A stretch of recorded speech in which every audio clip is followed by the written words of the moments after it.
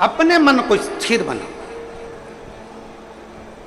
आपके बच्चों को बाल्यावस्था में जो संस्कार दिया जाए वो संस्कार इतना प्रबल होना चाहिए कि हमारे बच्चे, ये उसका शरीर, हमारे बच्चों का शरीर, हमारे बच्चे कहीं पर भी रहें, ये शरीर उसका कहीं पर भी रहे, मित्र कोई भी बने, दोस्त कोई भी बने, कहीं पर भी जाए, कहीं पर भी बैठे, किसी भी होटल में जाएं, कहीं पर भी बैठें, पर तुम्हारे घर के संस्कार की मूलता इतनी प्रबल होना चाहिए, तुम्हारे बच्चों का मन इतना स्थिर होना चाहिए कि नहीं, मेरे पापा के संस्कार ऐसे हैं, मेरी मम्मी के संस्कार ऐसे हैं, मेरी महतारी के संस्कार ऐसे हैं, मेरे पिता के संस्कार ऐसे हैं, मैं अपने पिता को धोखा नहीं दे सकता, मैं अपनी माँ को धोखा नहीं दे सकती, मैं गलत जगह पर भटक नहीं सकती, मैं गलत जगह पर जा नहीं सकती। यह हमारे मन की स्थिरता बताती।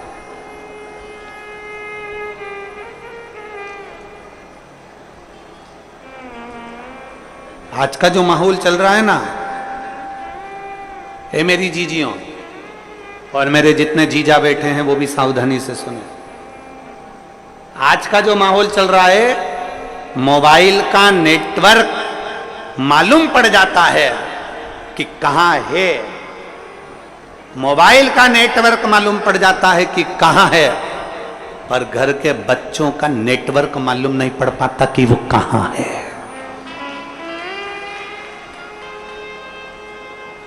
हमारे बेटे का नेटवर्क कहां चल रहा है, हमारी बेटी का नेटवर्क कहां चल रहा है, हमारी बेटा का नेटवर्क कहां तक है, हमारी बेटी का नेटवर्क कहां तक है, हमारे बच्चों का नेटवर्क कहां तक है, किसकी संगत में, कौन दोस्त, कौन सहेली, कहां जा रही है, कहां ले जा रही है, कहां बैठ रही है।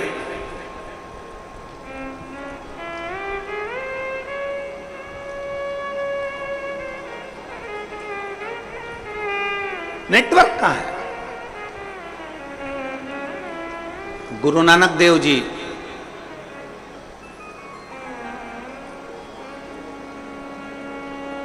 संतों के सिरमौर,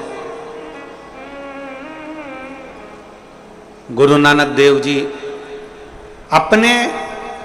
शिष्य बाले से कहते हैं, बाले, एक व्यक्ति जो कर्म करता है, उस कर्म करने वाले व्यक्ति के ऊपर उस मालिक की दृष्टि हर पल रहती है, हर पल। जैसे आज की भाषा में कहें कि दुनिया के लोग कहीं पर भी रहें, वो सोचते हैं कि हमने जो करा वो परमात्मा ने नहीं देखा, हमने जो किया वो भगवान ने नहीं देखा। हम पुण्य करते हैं तो सारी दुनिया में डोंडी पीट देते हैं, और हम पाप करते हैं को लगता है कि मैंने किसी से नहीं कहा। गुरु नानक देव जी कहते हैं, बाले, हमारे एक एक कर्म पर हमारे ईश्वर की, उस परमात्मा की दृष्टि हमेशा रहती है। मोबाइल का नेटवर्क मालूम पड़ सकता है कि कहां है, पर आज के बच्चों का नेटवर्क मालूम नहीं पड़ पाता कि बच्चे कहां, किससे बात कर रहे हैं, मोबाइल में किससे चैटिंग कर रहे हैं, किससे बात की जा रही है, कौन है, कौन सहेली है, कौन दोस्त है, कौन व्यक्ति कैसा है, उसको नहीं मालूम पड़ता। मोबाइल का नेटवर्क मालूम पड़ जाएगा पर बच्चों का नेटवर्क नहीं मालूम पड़ पाता। इसलिए निवेदन आप सबसे,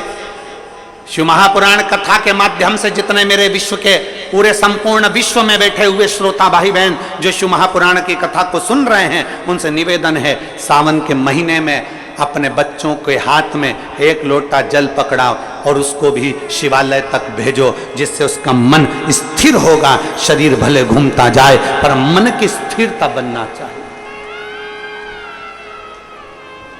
शरीर भले घूमे पर मन की स्थिरता हो,